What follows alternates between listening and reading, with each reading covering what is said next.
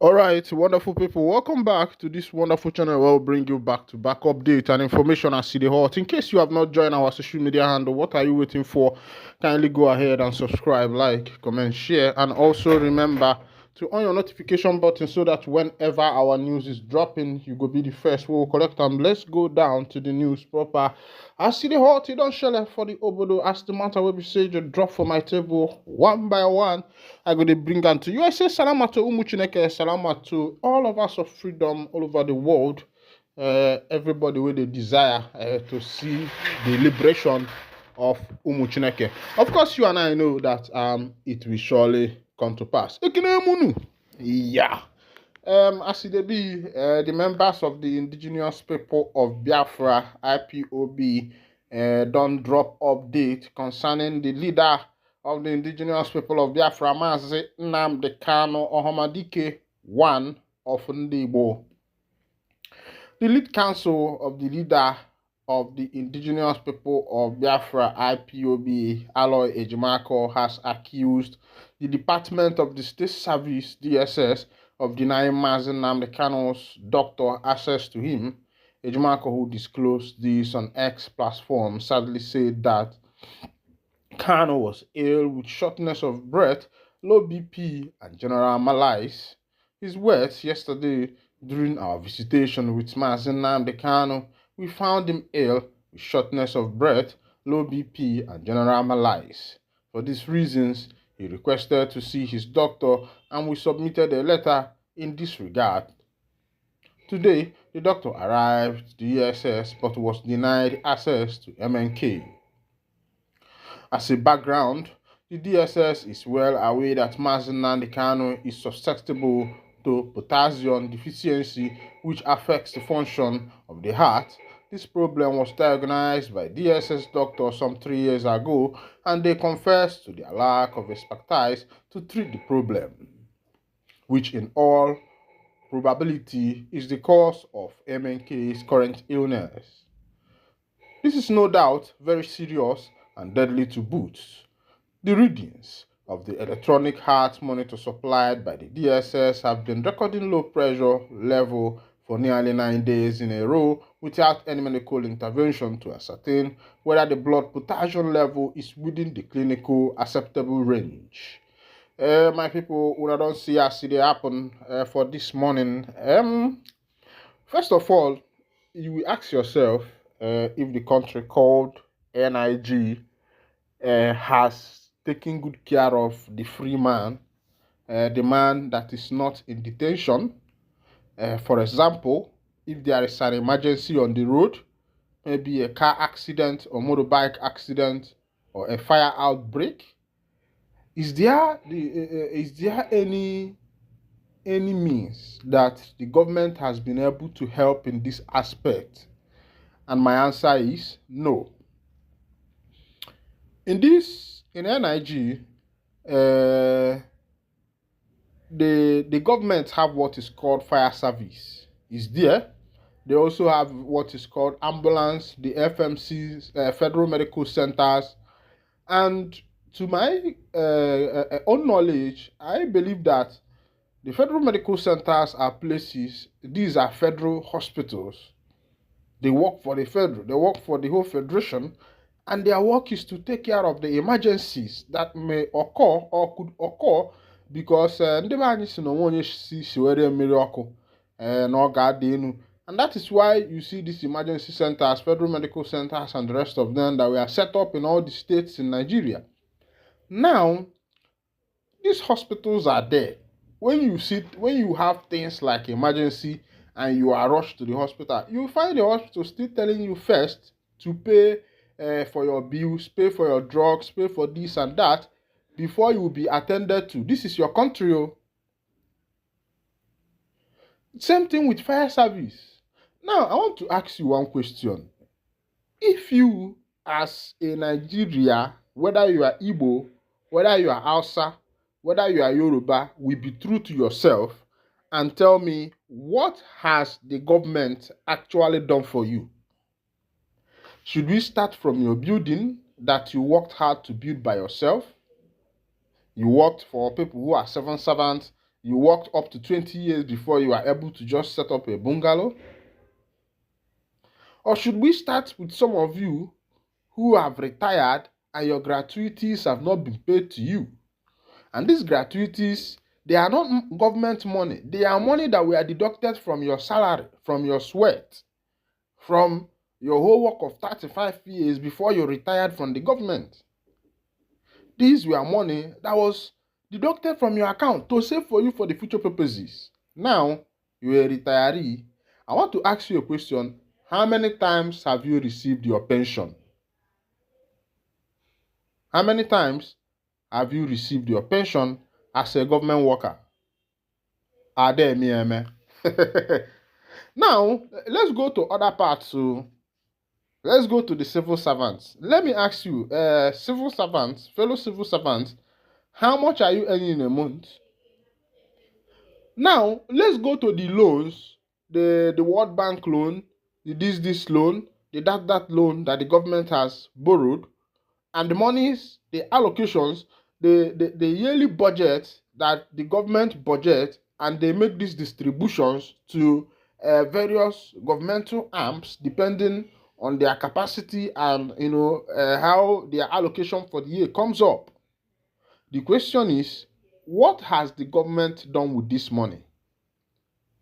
I say what? Foul. The citizens drill their borehole. The citizens build their house. The citizens pay their hospital bill. The citizens send their children to school with their own money. And in turn, you see these children coming back to work for the government. Is it not marginalizing your citizen and using the money of the government for the riches, for the rich ones, the elites? You see how the elites have covered and blindfolded the citizens that are in this nation. Even the citizens doesn't know their rights.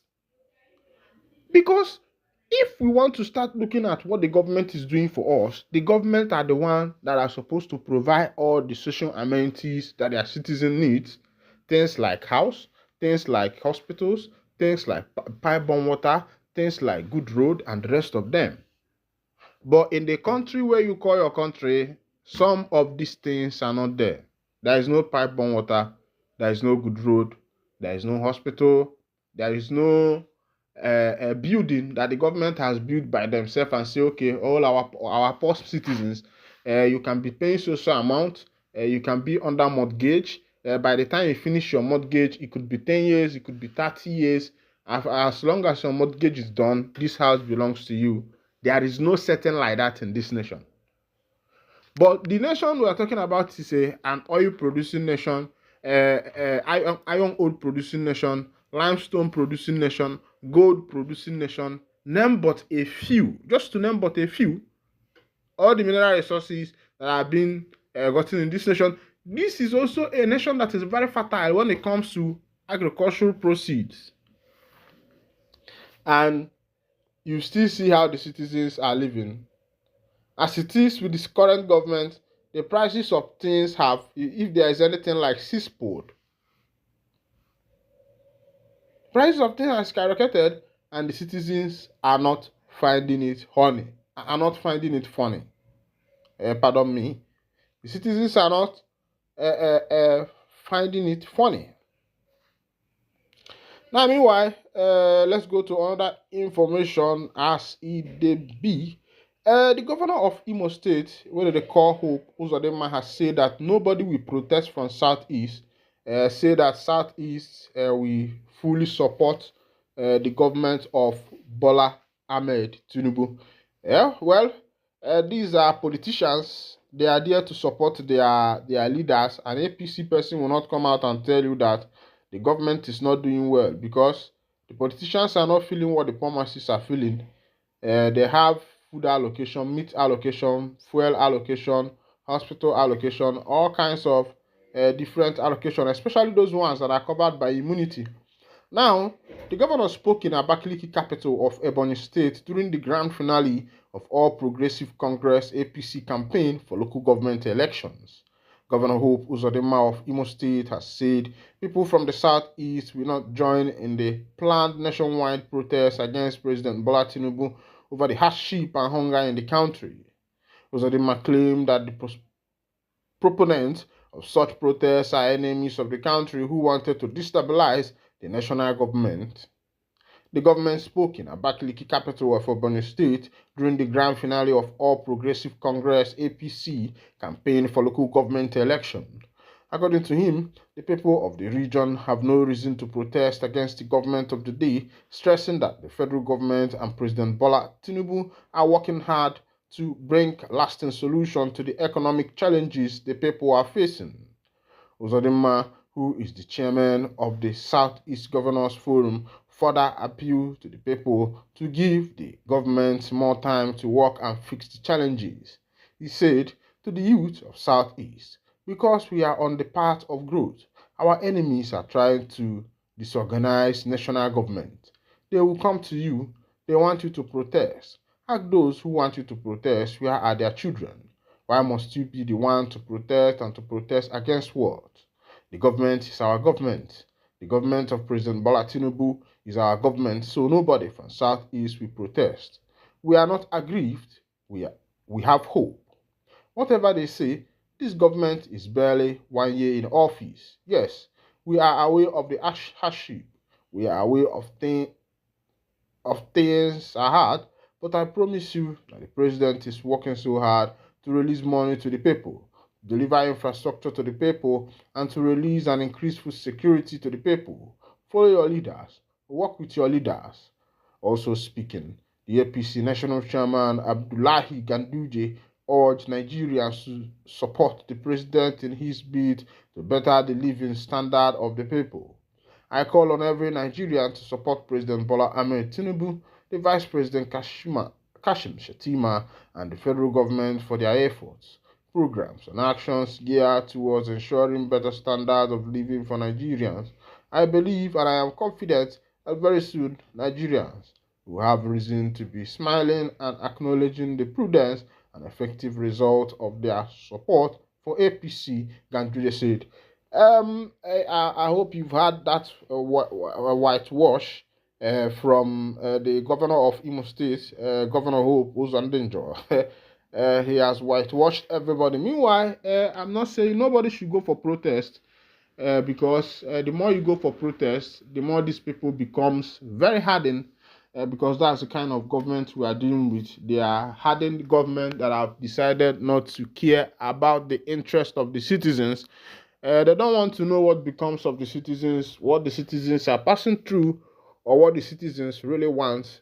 Remember the time of fuel subsidy when the president came in and he removed fuel subsidy. And on my own, as someone living in that nation, as someone that comes from there, because of the amalgamation of Lord Lugard, I'm still asking, what has the government benefited the common man, the populace, their subjects?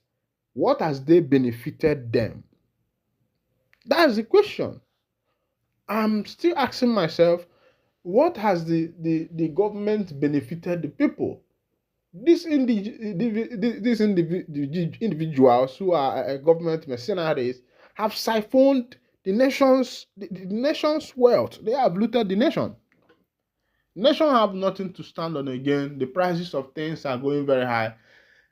The president, the governors have lost control of the country's economy. They have lost control because when you become very greedy, what greediness does is to make you lose a total control. When you are taking more than that is coming into your nation. Imagine a businessman spending more than his capital or more than his income. That businessman is bound to fail. A country that does not have good infrastructure, that does not have factories, a country that produces oil, crude. Now, when this crude is gotten, it can be reduced to different standards. That's where you get the kero, that's where you get the agro, that's where you get the fuel and the rest of them. And this country for the past 60 years, 60-something years, after all the money have not been able to come up with a refinery of their own. If Nigeria is a good country, things like fuel, gas, and kerosene are supposed to be sold for like, you should be getting it for like 50. It should be the easiest thing one can afford in this nation. That should be the cheapest, because this is your home. This is where this thing is coming from. So I think it should be the cheapest. But the government have not been able to be truthful with the people. Let them keep getting ready, because very soon other nations are developing. A time will come when things like crude oil will become useless, and this government will have nothing to lean on. And by that time, they will open their eyes and see how they have back forward their nation. If they do not suffer it, their own children might suffer it, because as the day go by, things are developing. People are becoming wise. Technology is coming. And I know that the era of technology is going to flush out all these fake politicians. Meanwhile, this is where I've been winding down the curtain this morning.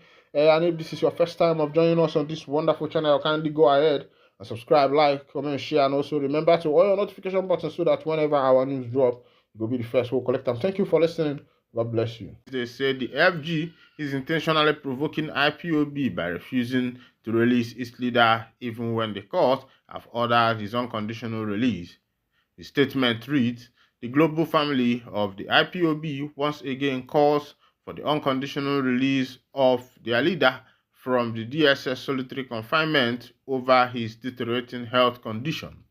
The federal government is intentionally provoking IPOB by refusing to release the leader even when the Nigerian and international court have ordered his unconditional release.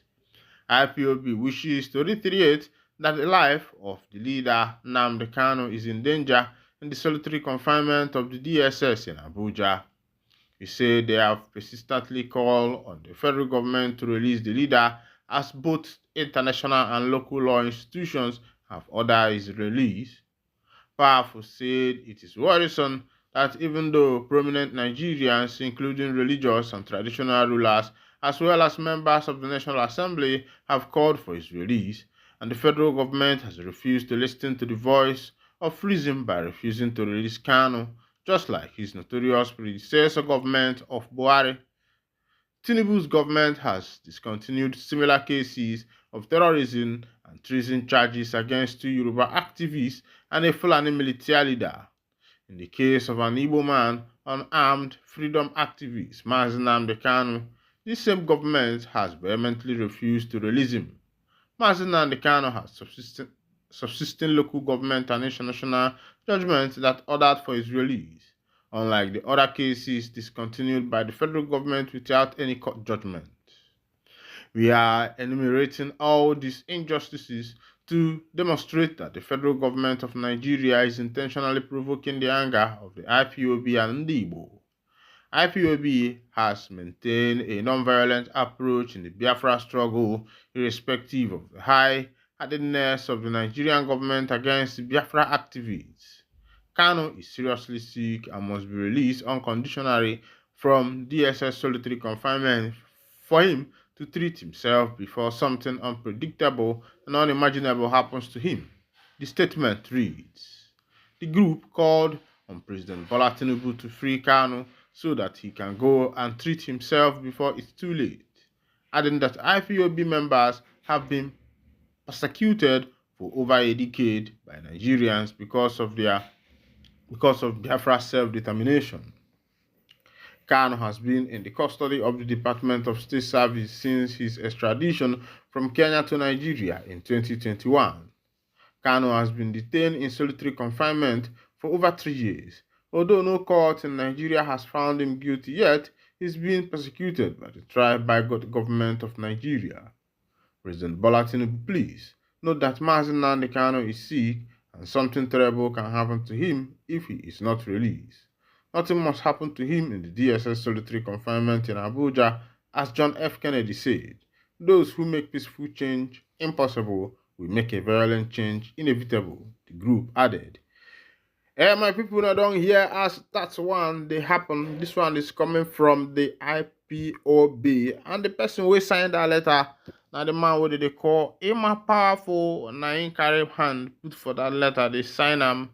As they sign him, him a powerful talk say say their leader Mazi Okechukwu Okuchukwu Kanu Ohamadike, one of Ndigbo, has been sick for so much a long time, and the government of the Biafrans the government of the NIG have refused to pay attention to the plea of the people, the plea of the masses, and they touchlighted some cases, both two two Yorubas and one Fulani man. These people were people who also answered cases of terrorism, but government, through their own means, political ways, released these people. But now, it has become the turn of an Igbo man, and you see these people playing hanky-panky, because if I call it a tribalistic nation, or if I call it ethnicity, but meanwhile, as it be, something don't happen, as they said PDP governor state position on new minimum wage, and another thing will happen again be say 16 people don't buy as fire a golf shopping center. Make I tell you where that shopping center dey. As it be 16 people don't buy for China after a fire incident at a shopping center. Report had it Thursday morning that the incident occurred at the shopping mall on Wednesday in the southwestern China city of Zhejiang. Firefighters got to the fire shortly after 6 p.m. at the 14-story commercial building, pulling 17 people to safety, official news agency Rinjua reported. It has not been determined by press time what caused the fire or how many people were in the building when the fire broke out in the building, which houses a department store, offices, restaurants, and a movie theater. Videos have shown clouds of thick black smoke coming out of windows from lower level and engulfs the entire 14-story building as firefighters fought hard using water sprays and drones. China had, by May this year, reported 947 fire fatalities, up 19% from same period of the previous year, said Liao Feng, a spokesperson for the National Fire and Rescue Administration, who added that the fires in public places such as hotels and restaurants rose to 40%. Most of the incidents resulted from electrical faults, the official said. This one is happening in China direct, where fire engulfed a building, a 20-something story building. I say African man Ntoge. 14-story building. These are buildings that you hardly see in this empire. Even in the greatest Abuja of them, you hardly see this kind of skyscrapers there. Even though you see some, but it's just few steps away. Meanwhile, get a CB where it never be before. The PDP party have stated their stance on the new minimum wage. Remember that the FG, the NLC, Nigerian Labour Congress, have been calling for new minimum wage. Of course, you know that NLC is a kind of pressure group that all these labor forces are under their union, and they have demanded for their people that the minimum wage needs to be increased. Remember that the former minimum wage is 35,000 naira, and of course, if you're a hotel worker and all those people, some of them collect 25 and the rest of them, but Nigerian minimum wage is 35,000 naira, even both for civil servants, and the labor is calling for 400 and something. Meanwhile, the House of Senate said that the money they are calling for is too much. And all these things are happening because the economy has lost track. The politicians have lost the track of the economy. They could not be able to trace the economy anymore because when your politicians are what is called Ndi Ololioko, people who are just there for themselves. They are there for my people. One governor like that came to Imo State. He was telling Imo State people, my people, my people. Imo State people will say, my people, my governor, my governor. My people, my people, my governor, my governor. But they did not know that literally or invariably what the governor was saying that the money of Imo State is for him and his people. Oh, that's my people and my people. My people and my people. Now the same governor wey build road for Imo State, immediately the man comot, all the road spoil. By that time, he don acquire a lot of land. This wetin they call am, him generated wetin they call what is called Akbolage. The governor started moving a lot of people. I don't want to start calling them. If you know the name, people, the name of the governor, he even molded Ellen Johnson Sirleaf, molded Zuma of South Africa, molded Ojukwu, even molded Nnamdi where there's a lot of people the governor molded. Even they even sang for him, Akbolage, something like that. But as it be, the PDP Governors Forum, they say this is the part of resolution reached at the meeting of the PDP Governors Forum, which took place in Enugu on Wednesday. In a communique read by the chairman of the forum and governor of Bauchi State, Bala Mohammed, the governors maintained the minimum wage negotiations are becoming unduly protracted in the face of the attendant unprecedented hardship and the provisement of majority of our people. The forum resolves as follows: that labor demand for a substantial salary raise in eminently justified and therefore commands the total support of the forum.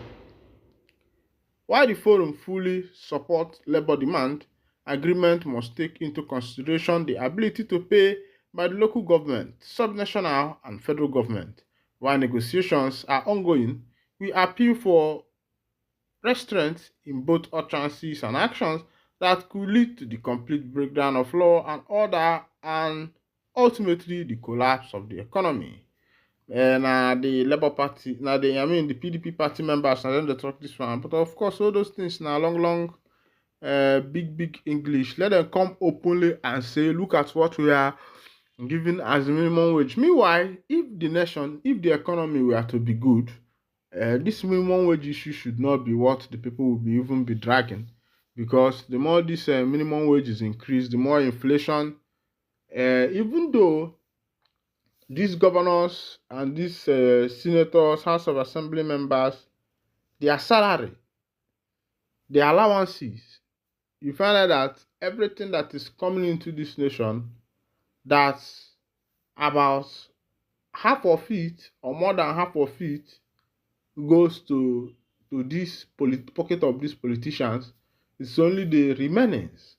That's why you see NEPA breakdown. That's why you see school strike. That's why you see a lot of things, see economic breakdown and the rest of them, when the government have refused to invest, when the government have refused to be true to themselves, when the government have refused to use the resources that their nation is generating to build that same nation in order to be able to develop the nation. When the government, whatever they think of is how to squander the nation's money, the nation's revenue, any revenue that is coming in. You see some of these big head leaders squandering it, pocketing it for themselves, for their families. See them living extravagant life. Now they have called for local government autonomy, and of course, if allocations start going to the local government now, you see them again. Even before now, that local government has become do or die affair, because they know that there are a lot of revenues and monies there. Apart from allocations that are coming from the federal government, there are other businesses under the ground that have been done under there. A lot of things within the locality happens. Meanwhile, this is where I'll be winding down the curtain, and if this is your first time of joining us on this wonderful channel, kindly go ahead and subscribe, like, comment, share, and also remember to on your notification button so that whenever our news drop, you'll be the first to collect. And thank you for listening. God bless you.